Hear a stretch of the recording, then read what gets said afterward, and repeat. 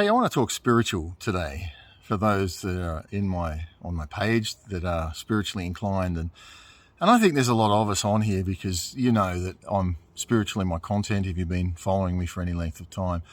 And I have a word for all of us on that level with what's coming here. And I wanted to address firstly the USA. I am called of God. I'm American. I'm dual citizen.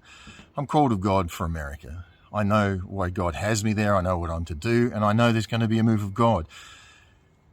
The places that I've seen in Boston, New York, San Francisco that I have involvement in.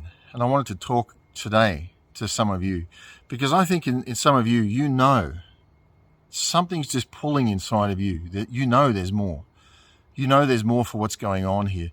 Now, the World Economic Forum, all these guys, they can blow as much steam as they want, but they work for us. They work for God, for us. And what they're doing may be evil, but ultimately they're not in charge. God is. And I wanted to encourage each and every one of us for the purpose and the destiny and the plan of what God has for you.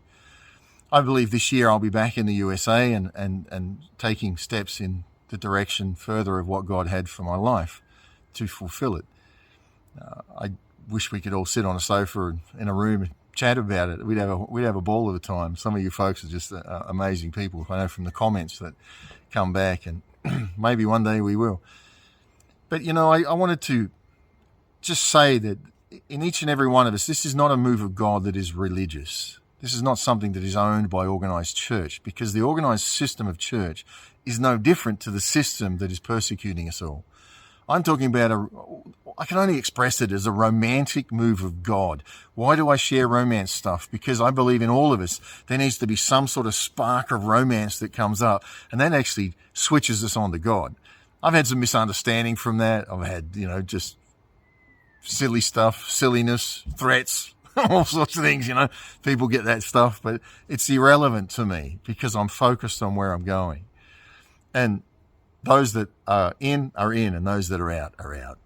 And so as you live your life, you'll feel that pull. You feel it. You know something is telling you to prepare. Something is telling you that things are not right. From my friends in America, my brothers, my sisters, the people I love of America, inside of you, something is awakening.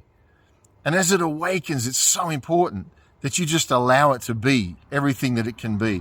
Don't let somebody dictate to you what your spirituality needs to look like. Don't let somebody tell you what you should or shouldn't be doing. Yeah, okay, we all have fellowship. We have people that we come around. Sorry, mosquitoes. I'm having fellowship with mosquitoes here. We have people that come around and they people of the like spirit that build into our lives and tell us the things that, encourage us on our journey. But I don't think they're people that run our life. Sorry, Jolly mozzies on. I must be eating too much sugar. They're biting me at the moment. But get on to the right people around your life, and then they'll bring out the better than best in you. And I think in America, you're going to find that what we're going to see in Boston, New York, San Francisco, is just where people are spontaneously come out of their homes into the street, into the parks. Something's just pulled them. And I if I had the time on this video, I'd explain the times I've seen this sort of thing happen. I know it can happen. I've seen it happen, and it will happen. But it'll happen in the tens of thousands, if not more, where people are just going to come together in a park, and there's going to be people that have been involved in organized church that have turned their backs on it. And they're there because the spirituality of God, the romance of God is pulling them. It might be 2:00 in the morning and they're in the park just sitting there, and I'm going to be there. I know it. Others, we're going to be sitting under the tree singing songs together, laughing together, talking about the goodness of God, encouraging one another. And that's what this is for. For me, I'm preparing myself for that. I'm starting to try to get fitter so I can last longer in just my stamina of things I'm doing. But in you, there's stuff that God's put inside of you that is not wasted. It's going to come to life. It is alive. Let it come alive. Let it breathe. Let it be who it should be. There's people here listening. You've had people tell you you're no good. This will never be fulfilled. Shut up, sit down and be quiet. And I'm telling you, don't shut up, don't sit down and don't be quiet.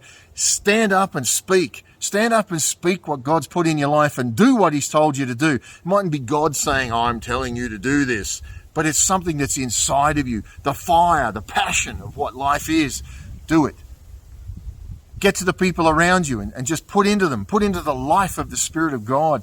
You can call that whatever you want to call it, but to me, it's the life of the Spirit of God. When I get back over there, I see visions of things that will happen, and I believe that'll be around the currency collapse. Somewhere here that's going to happen. And but all that aside, let's talk spiritual today, where we're just saying, hey, this is our time. This is our time. For 23 years, since September 99, I've been living in God's economy, not the world's economy. I have lived during that time, at periods of time in that time, not knowing where my next meal was coming from. I sold my home and I gave it away. I owned it. In 6 years, I paid my house off. No mortgage. Sold it, gave it away. And at the time, I was staying in someone else's home. And I'm saying that to say, I know what it is to trust God. I know what it is to not know, and to not know where your next meal's coming from, to not know where you're going to sleep tonight. I know what it is to have the fear of and what am I going to do? I have 8 children. I know that fear. But I can tell you now, when you live in fear, fear will have a way of consuming you, a demonic consuming of your mind and your life. But when you live in the freedom, when you live in the peace, when you surrender to the peace and you follow the peace, it's limitless. When you follow the peace, it's going to open up the streets to you. It's going to open up lives to you. It's going to open up your family to you. It's going to open up your friends to you. And you're not going to be concerned about some of the daily things that you're concerned about right now, because you're going to see the goodness of God. Living in God's economy, not the world's economy. God's in charge, not the WEF. God's in charge, not some political party. God's in charge. And I tell you, when you're a God person, you're working on the right side of things. People come and say, well, I don't believe in God. Well, that's their problem, right? I'm not here to convince anybody. If you've got issues, deal with your issues.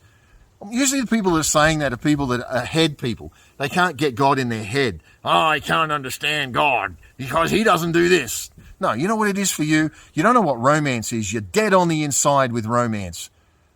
You're dead on the inside because you've been hurt. You're dead on the inside because you don't want to let people close to you. Because when someone gets close to you, there's vulnerability. Because what's it been? You've been misused. You've been abused. And what have you done? You've blamed the religion. You've shut off to it. And you've shut off to God. Throw the religion away, but you threw the baby out with the bathwater. Keep the baby, throw the bathwater out. And I'm telling you, come alive on the inside. Come alive again. Let the Spirit breathe inside of you and get a hold of what life's supposed to be for you. Some of you listen to this. You've got a plan. You know the plan of God for your life. You thought it's been unfulfilled. You thought you failed. You thought you've missed it. I'm here to tell you, you didn't miss it. You're right where you need to be, doing right what you need to be doing. But step into what God's got for you. Step into it. Shake off the stuff that's around you that's trying to feed fear and insecurity and anxiety and depression into you. And say, I'm going to live in the goodness of God. I'm going to live for what my life is. I'm going to live to make a difference. I'm going to live to see this nation change for Jesus Christ. To see America be changed in such a way that people will know God in a romantic expression spiritually of who he is in their life. Not some industry of sin that the church wants to shove down people's throats. Friend, Jesus loves you. God loves you. Wake up. Shake off the stuff that's held you back. Wake up and walk into the fullness and the destiny of what you were created to do. Because you weren't created just to own a house and a car and to live some little limited life. You were created to be limitless, but you're the one that's putting the limits on. Don't blame somebody else. You're the one putting the limits on. Let God take the limits off and walk in the fullness of what he has for you. Man, I got a little bit worked up tonight because I tell you, I'm alive on the inside with this. I can't wait to get back over there. I can't wait to get there and see what God's going to do. Do I know when I'm going? Not yet, but I'll be there. God bless you.